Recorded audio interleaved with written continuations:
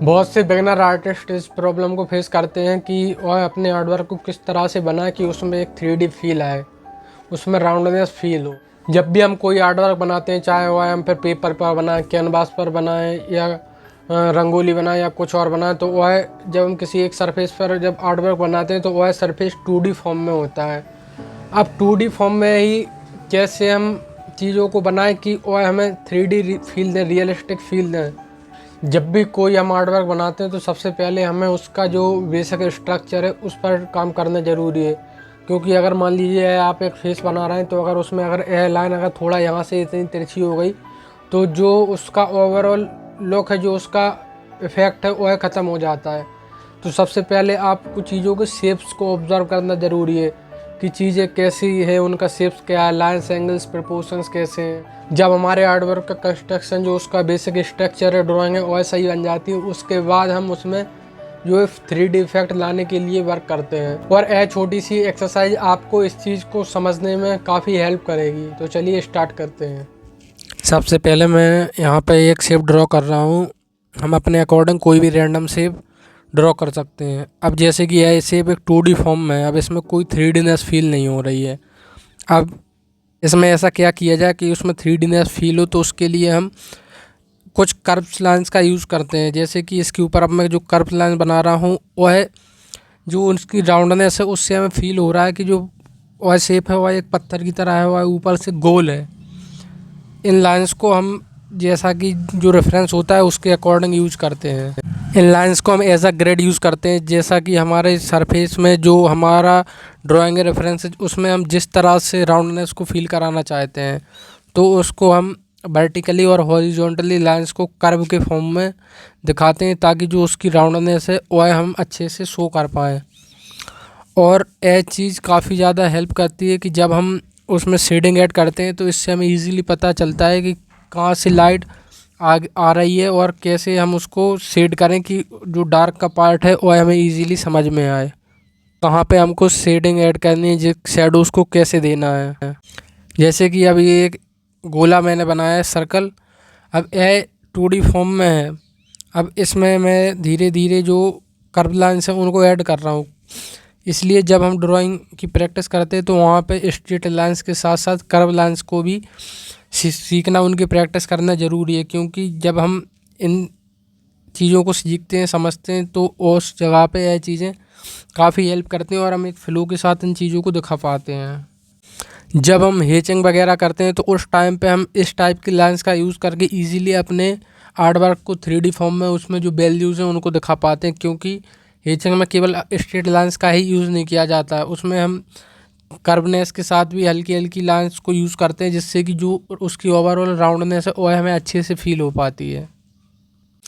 लेकिन इन चीज़ों को करने के लिए सबसे पहले आपको जो अपनी ड्राइंग है उसका स्ट्रक्चर, जो उसका बेसिक शेप है, उस पर बहुत अच्छे से वर्क करना ज़रूरी है। क्योंकि अगर वह हमारा जो स्ट्रक्चर है बेसिक वही अगर गलत है तो उसके ऊपर हम यह लाइंस बनाए तो उससे कोई फ़ायदा नहीं है। जब हमारा बेसिक स्ट्रक्चर जो ड्राइंग का पार्ट है वह क्लियरली सही बन जाता है तो उसके बाद हम इस चीज़ को ऐड करते हैं तो और वह अच्छे से हम उसको समझ पाते हैं, उसको दिखा पाते हैं। और इन लाइंस को भी ऐड करने से पहले हमें अपने जो रेफरेंस है उसको बहुत अच्छे से ऑब्ज़र्व करना पड़ता है। क्योंकि उसमें जो कर्वनेस जहाँ पे जो कहीं पे झुकाव है, मतलब गड्ढे टाइप के हैं या जहाँ पे उभार है, तो उस चीज़ को देखते हुए हम लाइंस को ऐड करते हैं। क्योंकि अगर हम अपने अकॉर्डिंग ही लाइंस को ऐड करेंगे तो वह गलत होंगी। इसलिए हम उसको अपने जो रेफरेंस है उसको डीपली ऑब्ज़र्व करते हैं कि कहाँ पे गहराई है तो उस पार्ट को हम कैसे दिखाएं। इसके लिए इन लाइंस का यूज़ किया जाता है। जब हम कोई चीज़ इमेजिनेशन से ड्रॉ करते हैं तो उस टाइम पे यह चीज़ काफ़ी हेल्पफुल होती है। क्योंकि वहाँ पे हम एक्सपेरिमेंटेशन करते हैं तो उस जगह पे हम इजीली समझ पाते हैं ड्राइंग के पार्ट में ही कि कैसे हमको शेडिंग देनी है, कहाँ पे हमें गहराई दिखानी है, डार्कनेस दिखानी है और कहाँ पे लाइटनेस दिखानी है। इस वीडियो में जैसा कि अभी हम जो बेसिक शेप्स हैं उनके अकॉर्डिंग समझ रहे हैं कि कैसे लाइन ड्राइंग वर्क करती है, इसके नेक्स्ट पार्ट में हम इस चीज़ को रेफरेंसेस पर अपनी ड्राइंग पर इम्प्लीमेंट करके देखेंगे कि कैसे हम जब ड्राइंग बनाते हैं, जो आर्ट वर्क्स बनाते हैं, उसमें कैसे हम इस चीज़ को इम्प्लीमेंट करेंगे।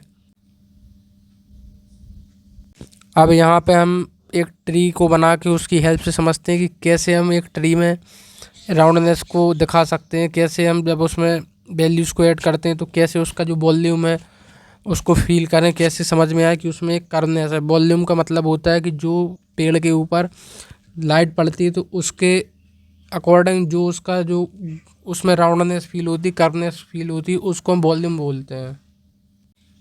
इन लाइन्स का यूज़ हम वर्टिकली और हॉरिजॉन्टली लाइन्स का यूज़ अपने अकॉर्डिंग कर सकते हैं कि कहाँ हमें किस टाइप की लाइन्स की नीड है। अब जैसे कि पेड़ में ऊपर और नीचे मतलब वर्टिकली और हॉरिजॉन्टली दोनों टाइप से जो राउंडनेस होती है तो उसके लिए हम यहाँ दोनों टाइप की लाइन्स का यूज़ करते हैं। अब देखिए जैसे कि जो पेड़ है वह नीचे से उसमें जो लाइन्स है उसको हम ऊपर की तरफ ऐड कर रहे हैं कि जो कर्वनेस है उसके दोनों एंड पॉइंट्स ऊपर की तरफ है, क्योंकि वह हमें इसी टाइप से दिख रहा है। लेकिन जो ऊपर का पार्ट है वो उसमें हम लाइन्स के एंड पॉइंट को नीचे की तरफ करते हैं। तो यह हम अपने अकॉर्डिंग ही करते हैं, जैसा कि जो हमें रेफरेंस में दिख रहा है उसके अकॉर्डिंग ही हम इस जो कर्व लाइन्स हैं उनको ऐड करते हैं। तभी हमें एक्चुअल में वो फील आता है कि पेड़ किस टाइप से दिख रहा है। क्योंकि जब हम सब्जेक्ट से बड़े होते हैं तो एंगल्स ऊपर की तरफ जाते हैं और जब हम सब्जेक्ट से छोटे होते हैं तो एंगल्स नीचे की तरफ आते हैं। जैसा कि जो पेड़ की ऊपर की जो लाइन्स हैं उनको हमने एंगल्स को नीचे की तरफ रखा है और जो नीचे की लाइन्स हैं उनके एंगल्स को ऊपर की तरफ रखा है। और इस टाइप से हम शेडिंग को ऐड करते हैं कि जो उसकी राउंडनेस है कैसे हम उसको समझें, इसके लिए मैंने इसमें थोड़ी सी शेडिंग भी ऐड करके दिखाया है। अब यहाँ पे हम कुछ और अलग शेप्स को ट्राई करेंगे, जैसे कि यहाँ पे मैं माउंटेन बना रहा हूँ, क्योंकि ये चीज़ें आपको इजीली समझ में आ जाए उसके लिए हम अलग अलग शेप्स में इन चीज़ों को समझ रहे हैं। क्योंकि जब हम ड्राइंग सीखते हैं तो कैसे उसको हम इम्प्लीमेंट करें उसके लिए हमें सारी चीज़ों को समझना ज़रूरी है। और जब ये चीज़ें आप खुद प्रैक्टिकली करोगे तब आपको ये ज़्यादा अच्छे से समझ में आएंगी। अभी इन चीज़ों को आप अच्छे से देखिए कि कैसे मैं इनको कर रहा हूँ, फिर खुद भी इनको अच्छे से ट्राई कीजिए। क्योंकि जब तक आप उसको ट्राई नहीं करोगे तब तक आपको समझ में नहीं आएगा। आप अलग अलग सब्जेक्ट्स को ड्रॉ करके, अलग अलग शेप्स को ड्रॉ करके अपने अकॉर्डिंग देख के भी, रेफरेंस को देख के भी और इमेजिनेशन से भी शेप्स को ड्रॉ करके कि कैसे हम राउंडनेस को फील कराएं, इस टाइप से आप अलग अलग चीज़ों को ट्राई कीजिए। जैसे कि यहाँ पे हम जो एक जो पार्ट है उसको हम थोड़ा गहराई में दिखा रहे हैं कि एकदम उभार आ रहा है, तो उसमें जो सडन चेंज आ रहा है कि एकदम लाइन नीचे की तरफ जा रही है, बस सडनली जो है ऊपर की तरफ जा रही है, तो उससे उस जगह पे एक जो है गड्ढे का फील आ रहा है कि वहाँ पे जो है ज़मीन नीचे की तरफ झुकी हुई है। तो यह चीज़ जब हम रियल लाइफ में इम्प्लीमेंट करते हैं इस ड्राइंग को, तो उस टाइम पे हमें इस चीज़ को देखना बहुत ज़्यादा ऑब्ज़र्व करना ज़रूरी है। क्योंकि जब तक हम ऑब्ज़र्व नहीं करेंगे तो हम उस चीज़ को दिखा नहीं पाएंगे। और जब हम इन चीज़ों की अगेन एंड अगेन प्रैक्टिस करते रहते हैं, उनको अच्छे से जब समझ जाते हैं, हम कई बार 10 बार 50 बार 100 बार प्रैक्टिस कर करके जब उनको अच्छे से समझ जाते हैं तो उसके बाद ये सारी चीज़ें हमारे माइंड में बैकग्राउंड में चलती रहती हैं। उनको हमें पेपर पर दिखाने की फिर ज़रूरत नहीं होती, और ये सारी चीज़ें हमारे माइंड में चलती रहती हैं और उन्हीं के अकॉर्डिंग फिर हम वर्क कर पाते हैं। और जब हम उसमें वैल्यूज़ ऐड करते हैं, कलर्स वगैरह करते हैं, तो उस टाइम पे हमें समझ में आता है कि किस पार्ट को हमें कौन सी वैल्यू देनी है, किस पार्ट को डार्क रखना है, किस पार्ट को लाइट रखना है। जैसे कि यहाँ पे जो है कि एकदम उभार के बाद एकदम जो गड्ढे वाला फील आ रहा है कि एकदम ज़मीन नीचे की तरफ जा रही है, तो उसको हम एकदम लाइंस को किस तरह से हमें कर्व लाइंस का यूज़ करना है उसको हम समझते हैं। और कोई भी चीज़ सबसे ज़्यादा उसमें ऑब्ज़र्वेशन का ही इम्पोर्टेंस है। जब तक हम चीज़ों को ऑब्ज़र्व नहीं करेंगे तब तक हम उसको नहीं बना पाएंगे, क्योंकि ऑब्ज़र्वेशन से ही हमें समझ में आता है कि हमें करना क्या है।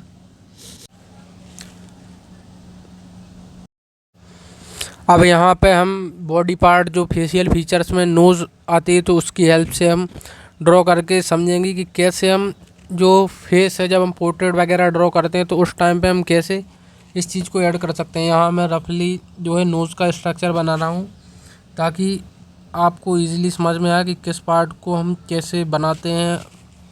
इसमें अभी बेशक बहुत सारी गलतियाँ, क्योंकि मैं रैंडमली बस आपको समझाने के लिए इसको बना रहा हूँ। लेकिन जब हम एक्चुअल में जब बहुत अच्छे से प्रैक्टिस करते हैं तो उस टाइम पे हम एक एक चीज़ को बहुत बारीकी से ऑब्ज़र्व करते हैं।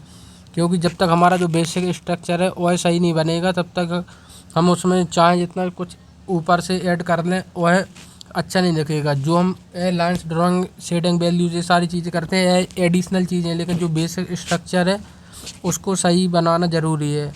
अब यहाँ पे हम जो उसकी राउंडनेस है उसके अकॉर्डिंग जो है कर्व लाइन्स को ऐड कर रहे हैं। अब यहाँ पे एक और सवाल आता है कि हम कर्व लाइन्स को ही क्यों ऐड करें, क्योंकि कर्व लाइन्स ही हमें हेल्प करती हैं कि हम चीज़ों को 3D फॉर्म में दिखाएं। क्योंकि अगर हम स्ट्रेट लाइन्स का यूज़ करते हैं तो वहाँ पे फ्लैटनेस दिखती है, उसमें फ्लैटनेस समझ में आती है। तो जब आप आर्ट की फील्ड में वर्क करते हो तो आपको लाइन्स को समझना ज़रूरी है। लाइन्स बहुत ज़्यादा इंपॉर्टेंट है कि किस टाइप की लाइन्स का हम यूज़ करें कि उसमें यूज़ करने से हमें अपने आर्ट वर्क में एक रिदम फील हो, एक उसमें राउंडनेस फील हो, कहाँ पे कैसी लाइन्स का यूज़ करना है, कैसे हम स्ट्रेट लाइन का यूज़ करते हैं। जब हम स्टार्टिंग करते हैं ड्राइंग की, जब उसको हम सिंप्लीफाई करते हैं तो उस टाइम पे हम स्ट्रेट लाइन्स का ही यूज़ करते हैं। लेकिन फिर उसके बाद हम धीरे धीरे उसमें जब और आगे उस पर काम करते हैं तो फिर हम उसमें कर्व लाइन्स का भी यूज़ करते हैं कि कहाँ पे जो शेप्स हैं उनकी कैसी कर्व्स जा रही हैं, कैसी राउंडनेस है, इस सारी चीज़ों को ऑब्जर्व करते हुए हम उसको करते हैं।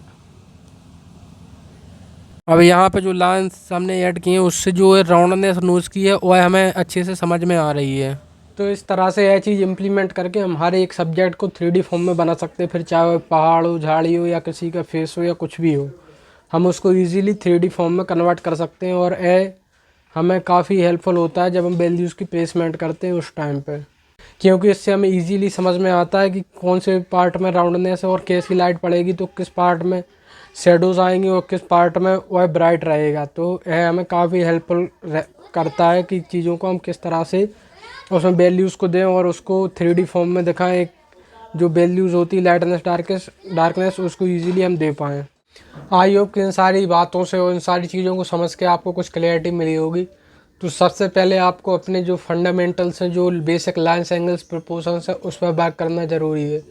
और जब आप इन सारी चीज़ों को जब अच्छे से करने लग जाएं, आपके जो बेसिक स्ट्रक्चर है ड्राइंग है वही सही होने लग जाए, तो फिर आप जो आपके जो सब्जेक्ट का 3D फील है उसको लाने के लिए इस एक्सरसाइज को उसमें साथ में इम्प्लीमेंट कर सकते हैं। और अगर आप आर्ट से जुड़ी हुई और भी ऐसे इन्फॉर्मेटिव वीडियोस देखना चाहते हो तो इस चैनल को जरूर से सब्सक्राइब कर लीजिए और बेल आइकन प्रेस कर लीजिए ताकि जो आने वाली वीडियोस हैं उनका नोटिफिकेशन आपको मिलता रहे। तो चलिए मिलते हैं नेक्स्ट वीडियो में।